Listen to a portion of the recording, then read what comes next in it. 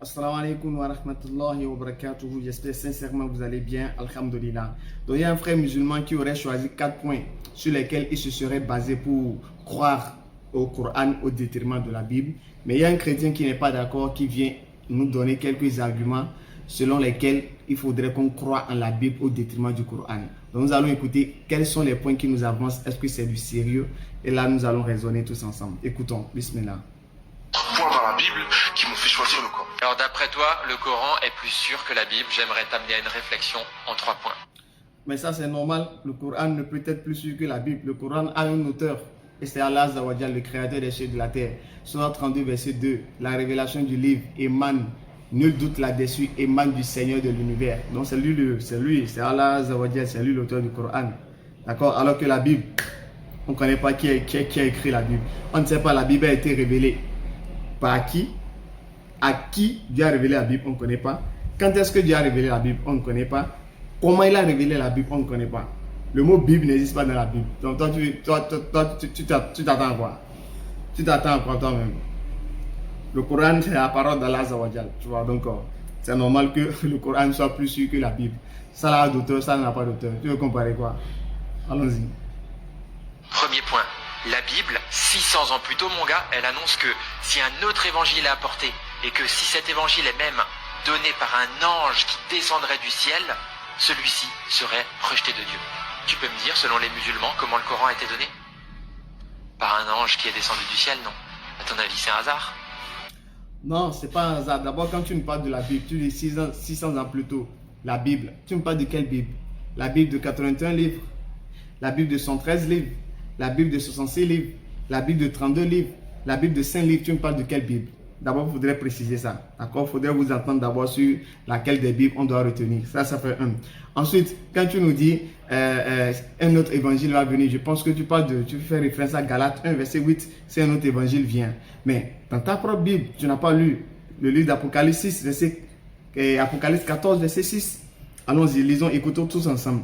Je vis un autre ange qui volait par le milieu du ciel ayant un évangile. Je vis un autre ange. Et regarde, c'est le livre de Révélation selon vous. Apocalypse 1, verset 1. Révélation de Jésus-Christ que Dieu lui a donné pour montrer à ses serviteurs les choses qui doivent arriver bientôt. Et qu'il a fait connaître par l'envoi de son ange à son serviteur Jean. Donc je me dis, c'est une révélation. Et dans cette révélation, il dit, je vis un autre ange qui apporte un évangile. Alors que toi, tu dis qu'un autre évangile ne peut plus venir selon Galates. Donc, si un autre évangile ne peut plus venir selon Galates, et que le même Dieu vient dire ici qu'il a encore envoyé un autre évangile, on se demande ça, c'est quel Dieu qui se contredit. Donc, soit c'est une contradiction, soit Galates 1, verset 8 est faux, soit Paul aurait menti. Et là, ça ne nous étonne pas. Romains 3, verset 7. Et si par mon mensonge, la vérité de Dieu éclate, pourquoi suis-je jugé comme pécheur? Ça, c'est Paul qui le dit. Et si par son mensonge, la vérité de Dieu éclate, ce que dit Paul le reconnaît, qu'il a menti à certains niveaux. Voilà, donc tu nous parles de quoi? Donc il faudrait d'abord essayer de voir, soit il y a contradiction dans la Bible, à vous de prendre, soit Paul aurait menti.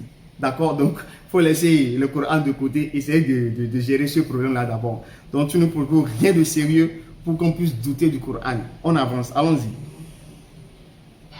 Réfléchis un petit peu là-dessus. Deuxième point, donc Mohamed est la seule personne à avoir reçu le Coran. Donc toute votre croyance se base sur un seul homme. Parce que si cet homme a menti, tout est faux depuis le début. Donc moi je pense que si vous basez toute votre croyance sur les dires d'un seul homme, j'espère que cette personne unique sur qui vous basez toute votre croyance était parfaite. Voilà, donc quand tu dis pour nous, Muhammad serait la seule personne à avoir reçu le Coran, mais c'est normal. La Torah, ça a été reçu par combien de personnes? C'est tout le peuple d'Israël qui allait recevoir la Torah? Non, ça a été reçu par Moïse. C'est Moïse qui a reçu les tablettes, Moïse seul. Jésus-Christ, quand il devait recevoir la révélation de l'évangile, l'évangile, ça a été révélé à qui? À tout le peuple d'Israël ou bien c'est à Jésus? Et c'est à Jésus. Les sommes, selon vous, ça a été révélé à qui? À David, bien à tout le peuple. Mais c'est à David. Donc, je lui ai dit que si tu dois remettre en doute la croyance du Coran, parce que ça a été révélé seulement à Muhammad, à un seul homme, mais ce que je lui ai dit, tu dois remettre aussi en doute la révélation des psaumes. Ce que je lui ai dit, tu dois aussi douter de la Torah, tu dois aussi douter de l'évangile, parce que Ces livres ont été reçus uniquement par un seul prophète. Tu vois, donc c'est rien de sérieux ça.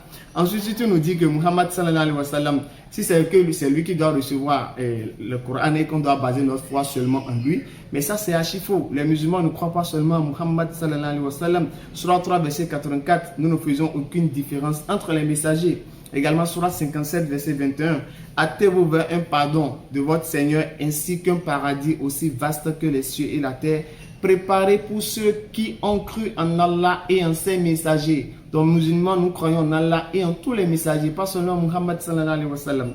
D'accord? Et si pour toi, Muhammad, il faudrait qu'il soit parfait pour qu'on puisse accepter son message, mais c'est le cas. Surah 68 verset 4, et tu es certes d'une moralité éminente. Moralité éminente, Surah 33 verset 21. Vous avez dans le messager d'Allah un excellent modèle à suivre. Donc c'est le modèle parfait par essence, par excellence. C'est Allah Azza wa Jal qui a fait les choses comme ça. Il a choisi comme meilleur des créatures. Ça c'est clair ça. On ne peut pas trouver un verset dans la Bible où on dit Jésus-Christ est le bon exemple. Ça existe dans la Bible, on dit il est le parfait. Il est d'une moralité éminente. Il y a ça? Non. Non. Mais nous croyons quand même que Jésus-Christ c'est un prophète véritable, véridique. D'accord? Mais les propos des propos élogieux à l'endroit de Jésus dans la Bible, on dit qu'il est d'une moralité éminente, ça n'existe pas. On dit, vous avez en Jésus un excellent modèle à suivre. Ça n'existe pas dans la Bible, ça n'existe pas. Voilà, mais cela ne veut pas dire que nous ne croyons pas en Jésus-Christ, nous croyons en lui. Allons-y maintenant pour la suite. Sans défaut, sans péché, sans mensonge. Car vous imaginez le risque de fonder toute votre vie sur les dires d'un seul homme qui ne serait pas parfait. Médite là-dessus aussi. A contrario, la Bible a été écrite par 40 auteurs différents, dont la plupart ne se sont jamais rencontrés. Écoutez, Allahu Akbar. Tous les chrétiens qui viennent dire la Bible a été révélée par Dieu, vous avez écouté ce qu'il a dit? Il a dit la Bible a été écrite par 40 auteurs. Il n'a même pas eu le courage de dire que ça a été révélé. Alors que Allah Azza wa Jal, il nous dit que le Coran c'est une révélation. Surat 20, verset 2 à 4. D'accord? Surat 20, verset 2 à 4. Allah dit le Coran est une révélation émanant de celui qui a créé la terre et les cieux sublimes. Claire, mais dis-nous que la Bible a été révélée, tu nous dis que ça a été écrit. On t'a parlé d'écrit. On sait de toute façon ce sont les hommes qui vont écrire, c'est pas Dieu qui va descendre écrire. Donc ça, on n'a pas de problème avec ça. D'accord, mais qui a révélé pour qu'ils écrivent? Qui a révélé? C'est qui? C'est qui? C'est qui? Dis, la Bible a été révélée par qui? Donne verset. À qui Dieu a révélé la Bible? Donne verset. Ça a été révélé en quelle langue? Donne verset. Et ça a été révélé comment? Comment ça a été révélé? Donne verset. Donne verset. Pour qu'on puisse laisser le Coran là. Il faut donner verset pour répondre à ces questions de la Bible d'abord. Si tu arrives à répondre à ça, là maintenant on va laisser le Coran, on va croire en la Bible. Sinon toutes ces questions, on leur répond dans le Coran. Clair. Donc allons-y, il va terminer, on va écouter. Et jamais connue.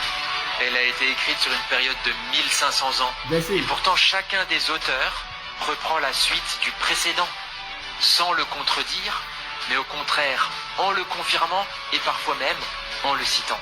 Réfléchis. Pourquoi 40 auteurs différents qui ne se connaissent pas sur une période de 1500 ans auraient tous envie d'écrire? Vous avez écouté le frère, que la Bible a été écrite par 40 auteurs. C'est quel verset d'abord?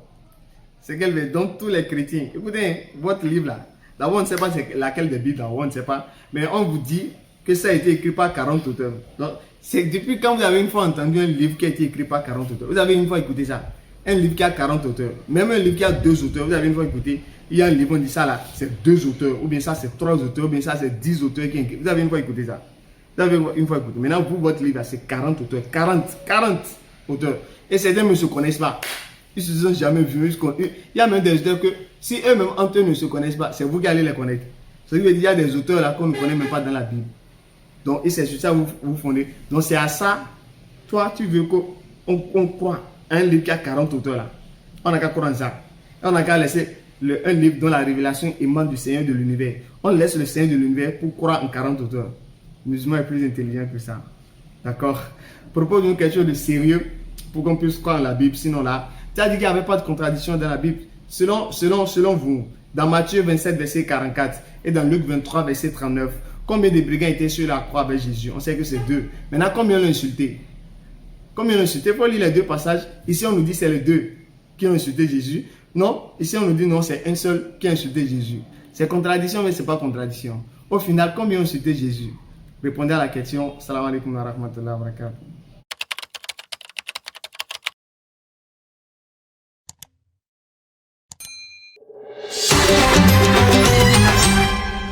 DDR Bénin.